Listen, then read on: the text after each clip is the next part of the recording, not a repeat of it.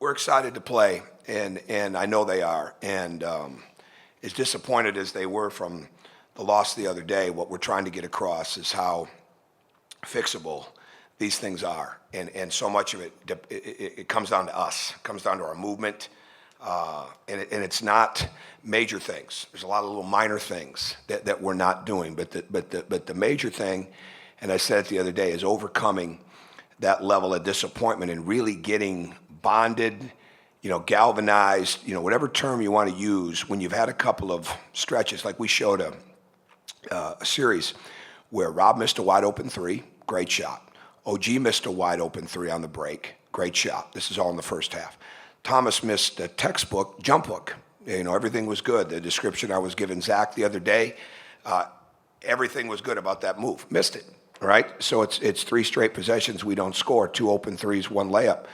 But we don't come down and get stops because we're not where a communication issue comes or one guy's out of position. We don't switch up where we should. Those are the things that we've got to get outgrow quickly. And I said, that's where we're at. That is not a situation of, well, one or two guys have to be responsible for that. No, the whole team does. Everybody that's on the court has got to be responsible for that. It's not an energy level. It's an engagement level. And being engaged with each other, making sure that communication is there. And then showed another sequence in the film where Donovan Mitchell had made a couple of shots, and then before we went into the box and won, we're not in a situation where we're taking him away. We're letting him make an easy catch. And those are the things that become costly. And we've been inconsistent with those. I mean, it's not like they were great things that all of a sudden we're doing poorly now. We've been inconsistent with those. They've just been exposed a little bit more this week. So we've got to get better at playing under pressure. We've got to put more pressure on the other team. There's certainly things we can do better on both ends of the court, and having a consistency from one end to the other, whether things are going good or not good, is where our toughness has got to come from, where that engagement has got to come from. But I love their attitude. We spent a lot of time yesterday on getting ready for Wisconsin. This morning has been really looking back through, because I wanted to move right on with them. And then today was looking back through what we should have done better, what we could have done better, what we did really well, what we didn't do enough of. And we'll practice this afternoon and dive back into Wisconsin. And we know that we're playing.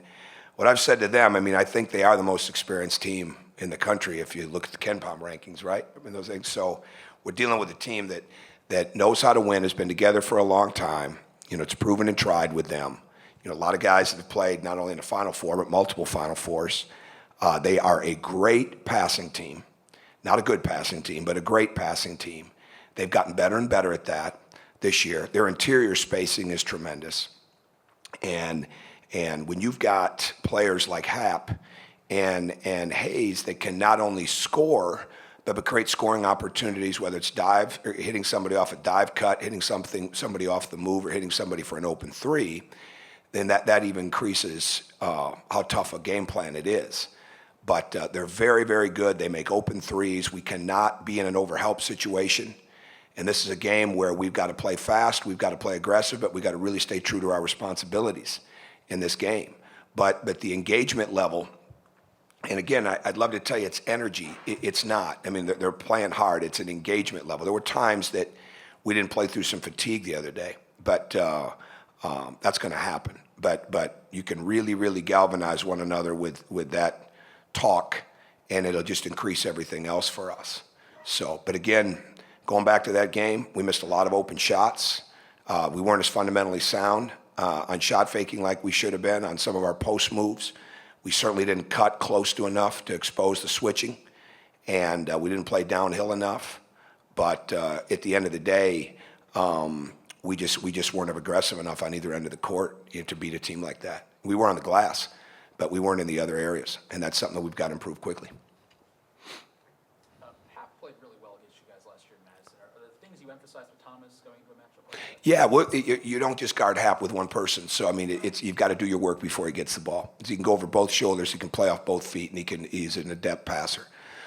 So yeah, there's no question that he's a huge, huge part of the game plan. No question. I mean, and how you defend him, and then how you try to move him on your end when you're on offense.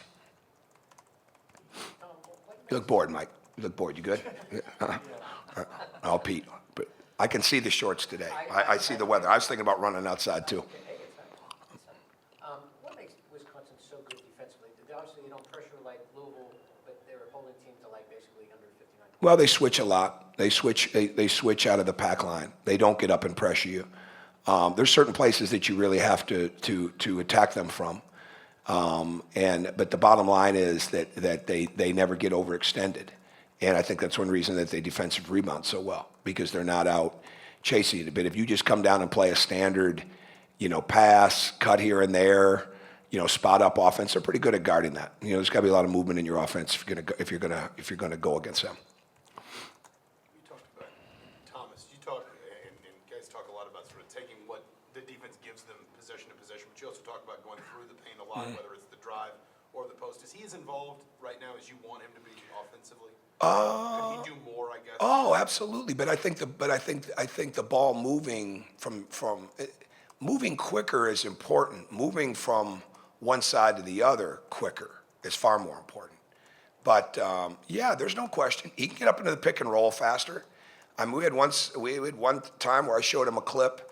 It took him a good 6-7 seconds to get up into the ball screen to get the action started. I mean, that we can't do that. I mean, that's not how we play. And I mean, and so some of it is sprinting, some of it is sprinting into the screen, some of it's sprinting off the roll or sprinting into the roll, sprinting on the pick and pop, posting harder, moving quicker, being ready to shoot. The three that he knocked down early in the game was excellent. He was right there. He's ready to knock it down. And just we just got to continue to play more athletic all the way around. And he can definitely do that. But no, it's not a matter of one guy's got to do this or one guy's got to do more of that. It's just got to move quicker. It's got to move quicker. It's not being held on to. There's not enough places to throw it because we're not cutting enough, right? And we're not reading the defense enough. And this team has had a struggle with that. There's no question about it. It's a lot different team than a year ago that made so many random cuts, but we've got to continue to have those random cuts. And at the same time, we've got to probably put in more definitive cutting. But it's not about one or two people that are not doing this or that. I mean, the numbers might say that from time to time. Rob Johnson's numbers were unbelievable going into the game, and he goes 1 of 13. I mean, those things are going to happen. But the bottom line to me is that we just continue to be that I said this at the beginning of the year when Fran Fraschilla came in. He gave a great line. We got the poster up on our office. The go-to man is the open man. And we just showed in the film again where our cutting could have taken place, but most importantly, a good shot. But if you make one more pass, it becomes a great shot. And everybody is a participant in that. Did you like to see the scheduling rules change so you don't have to play 3 home games to start the conference season, especially Sure. considering the semester break, student attendance? Well, in all honesty, yeah, that didn't make a lot of sense to us to open up like that. And then to have to close with 4 out of 5 on the road. I mean, it really couldn't have, I don't want to say drawn up much worse, but it certainly isn't conducive to what everybody else has got, right? But I'm not going to complain about that. It is what it is. Like I said, when the schedule came out, you look at that ending. Yeah, we knew that we were going to be in a situation without the students for those games. But our energy level on last Wednesday night was incredible in here. I mean, it was excellent. And so, with the national game and Jay Billis in here and that group and the fans tomorrow night, it should be fantastic. So it is what it is. You feel bad that your students don't get to see, a couple of these games like this. But they'll be hopefully all that more ready when they get back. But they've got a scheduling philosophy in the Big Ten. They try to follow it the best that they can.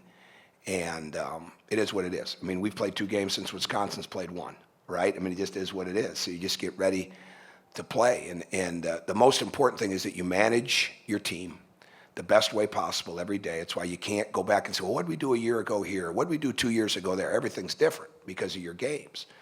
And it's very important that we just keep adhering to that, read the team the best that we can, and then have great crowd support when they come. We didn't ask you this on Saturday, but is Devon Devontae Green a long-term deal? No. In fact, I think he was out. He couldn't have gone the other day. Did he have a boot on the other day? Yeah, because he had the boot. He got hurt in the Nebraska game. So he should be able to do something hopefully today, but I'm not sure he'll be cleared for tomorrow or not. So it's too early to tell. And we haven't practiced yet today, but he didn't go yesterday. So it's really that's a total day-to-day deal with him. But I don't see it long term. Tommy, do you feel that you're close? And obviously, you don't want to be March ready even right now. But do you feel that you're close, even though you lost a couple games, that it's just right there? Yes and no. We're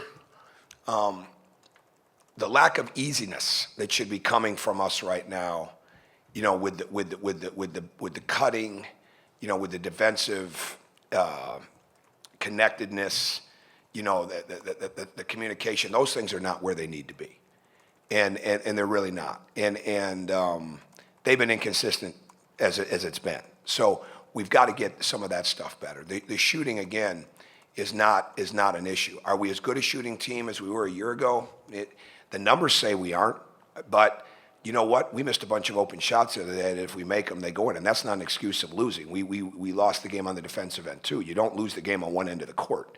You really don't. But we lost a little bit on the defensive end because we needed to be more uptick when we were missing shots on the defensive end.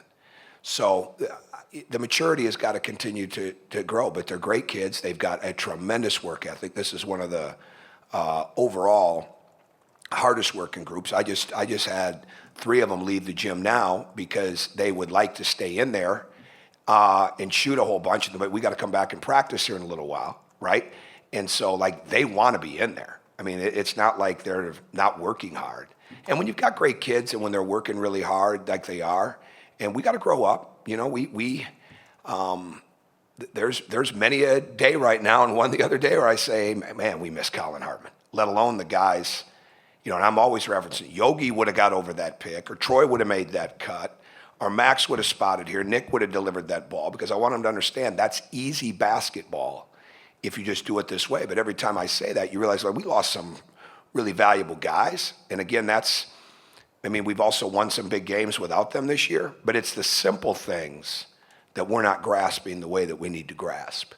So I don't have a good answer to your question. But I love going to work with these guys, and I think we're going to keep getting better and better. It's not that, but we've got to get some of this simplicity handled and quit making it harder on ourselves than it is. Circling back to Thomas, how much you talk about moving without the ball, cutting, for a guy that is presumably spending a lot of time in a high traffic area like the post, how much would improving that help him? Oh, the cutting would. We didn't cut very well the other day. When we did, we were beneficiaries of some really good basketball, because like I told the guys today, I've said this before to them, it's very, very rare you're going to play with one really good passing inside player. Our younger, a couple years ago we had Cody. He was a tremendous passer. They're playing with 2 in the sense of Duran and Thomas. Because Duran, one of the first things that stood out about him was his ability to pass the ball. He's got great feet and great eyes. He's going to make a big jump over the next couple of weeks. There's a couple of things that if we can really get him to take to heart inside of the game, he's going to get better. And he's getting in better shape and getting healthier. He's not completely healthy yet, which affects it a bit, but he can get that. That's going to really help us. But we've got to we either score quick or we play out of the post. It's just got to keep going in there, and it's got to keep going in there off the pass or off the drive. And then we've got to get even more. We've got to get even more from OG and Jawan in a creating plays for others sense. So I think we can. I think we can, and I think there's a few tweaks and adjustments to be made offensively, but it's really getting back to what we do and we do well, and that's keeping the floor spaced, playing inside out. When we've done that, we've been really good. When we reverse the ball a couple times, our numbers are tremendous. And that's the stuff we've just got to make sure we're getting back to. So it's not really, I don't know if you're going in the direction of trying to say Thomas has got to do more. They all can do more at times by doing less. Less dribbling, less standing, and more cutting, more ball movement, more being ready to shoot, more being ready to post, more reposting. those type of things. Are you seeing anything different with Wisconsin now that Greg's been there a full year? Any minor things versus? No, not really. I mean, they still run many of the same sets. Their ball movement is excellent. There's probably a little more cutting, maybe, but they were always very good moving without the ball. No, I think that's the Wisconsin system, and I'm sure he might have a different view of what he's added, different sets here and there. But he was left a pretty full cupboard. Let's put it that way. I mean, when you look at the guys that he's playing, and they all can shoot, so that was one of the big staples of. I mean, you look at Iverson. Iverson can really cut without the ball. Well, his numbers are really good on the perimeter. He doesn't take many threes. So I mean, they're really. And I shouldn't say the cupboard was. Greg did a great job helping develop that cupboard, recruit him, and I don't want that to sound wrong because I don't mean it like that at all. I mean, he's done a great job. He put his imprint on that team last year when it could have gone the other way, and he's got them playing really good basketball now, and they've been playing it for some time. You mentioned Colin a moment ago, and he's now about 3 months removed from that surgery. Do you anticipate he might be able to play? I think it'll be really hard. Yeah, I think it would be really hard. I mean, there's not a timeline that's been set forth or anything like that, so I think it would be very hard. But there's nothing definitive with that. I mean, and we missed him the other day big time on the bench because he lost his grandfather on Wednesday. And he does a lot more for us than you'd realize. And I could tell he wasn't there. And again, that's not why we lost. We lost because of what we didn't do on the court. But I mean, his leadership is really impactful for us. It's really good. And he's hurting, but he's back with us now. He was back yesterday. And he just rehabs, right? He's a big part of practice, then he just rehabs. So just remains to be seen. But I don't have any anticipation of a date or like, yeah, this looks like this is going to happen. So we really haven't thought like that. Just let him continue to heal. At what point, if you haven't already, do you talk about like the red shirt or whatever? No, that's there if he wants it. I mean, that's certainly going to be there if he wants it. He's a college graduate, right? I mean, so it's a little bit different situation. So there's no question if he didn't play and he wanted that. But we talked about that from the very beginning, so that's not anything we discuss now. I mean, he's put a lot of time into this program, and it's not anything we've started to look at and say, okay, we need to plan for this or that. It's not like that. So, not yet, not now.